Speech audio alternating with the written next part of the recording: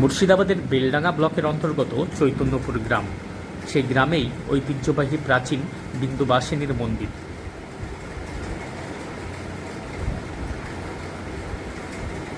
এই মন্দিরটি অত্যন্ত প্রাচীন এবং এই যে গাছ, এই গাছটা দেখা যাচ্ছে, এই গাছটা নাকি 400 বছরেরও পুরনো গাছ।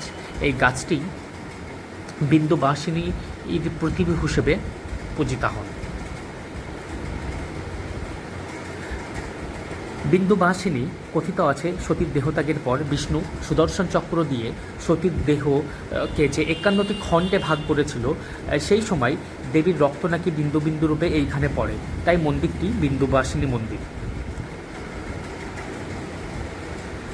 এই যে বিন্দুবাসিনী রূপে যে এই গাছটা পূজিত হন, অর্থাৎ সেখানে স্বয়ং দেবী দুর্গার যে মূর্তি, সেই মূর্তিকে কল্পনা করা হয়, অর্থাৎ সেই অর্থে এখানে দেবী দুর্গার পুজোই করা হয়। তাছাড়াও প্রতিমা বিসর্জনের জন্য এই মন্দিরটি খুব বিখ্যাত। এটা হচ্ছে ঐতিহাসিক ভান্ডারদহ বিল এবং ভান্ডারদহ বিলের ঠিক পাশেই মন্দিরটি অবস্থিত।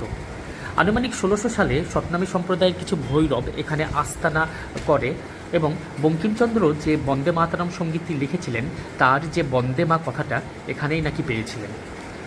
যখন তিনি মুর্শিদাবাদের ডেপুটি ম্যাজিস্ট্রেট ছিলেন, তিনি নদীপথে ভান্ডারদহ বিল দিয়ে বেড়াতে আসেন। মন্দির দেখেই তিনি কিছুক্ষণ অবস্থান নেন। সতনামী সম্প্রদায়ের সাধকেরা যে বন্দে মা মন্ত্র পড়ত, সেখান থেকেই তিনি নাকি বন্দে মাতরম সঙ্গীতটি রচনা করেন। সেই বন্দে মাতরম, যেটি একটি কালজয়ী সঙ্গীত, যেটি আনন্দমঠ উপন্যাসের অন্তর্গত। এই হচ্ছে ঐতিহাসিক ভান্ডারদহ বিল। এই ভান্ডারদহ বিলের পথেই তিনি এসেছিলেন, এটা মনে করা হয়। এবং এই যে ভান্ডারদহ বিল, এই ভান্ডারদহ বিলে নাকি একসময় প্রচুর খয়রা মাছ পাওয়া যেত। খয়রা মাছের জন্য এই ভান্ডারদহ বিল বিখ্যাত। এই যে এবং ওপারের যে গ্রাম, সেই গ্রামের নাম হচ্ছে মহিষমারা।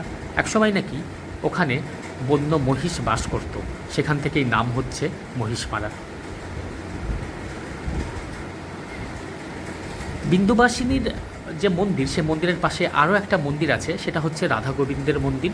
রাধা গোবিন্দের যে মন্দিরটি, এটা খুব একটা পুরনো মন্দির নয়। এটা আনুমানিক আজ থেকে 20 থেকে 22 বছর আগে এই মন্দিরটি নির্মাণ করা হয়। এবং এই মন্দিরকে কেন্দ্র করেই যে দোল উৎসবের সময় কিন্তু এখানে 7 দিন ধরে পুজো কীর্তন চলতে থাকে। তারই প্রস্তুতি এখানে দেখা যাচ্ছে।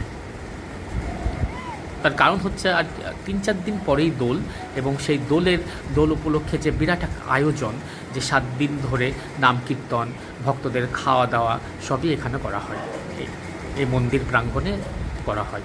মন্দিরটি 18 বিঘা জমি নিয়ে মন্দিরটি গড়ে উঠেছে এবং চৈতন্যপুরের যিনি জমিদার, অর্থাৎ বিভূতিভূষণ, তিনি এই বিন্দুবাসিনী মন্দিরটি নির্মাণের জন্য এই 18 বিঘা জমি দান করেছিলেন। এই হচ্ছে মন্দিরের পিছনে।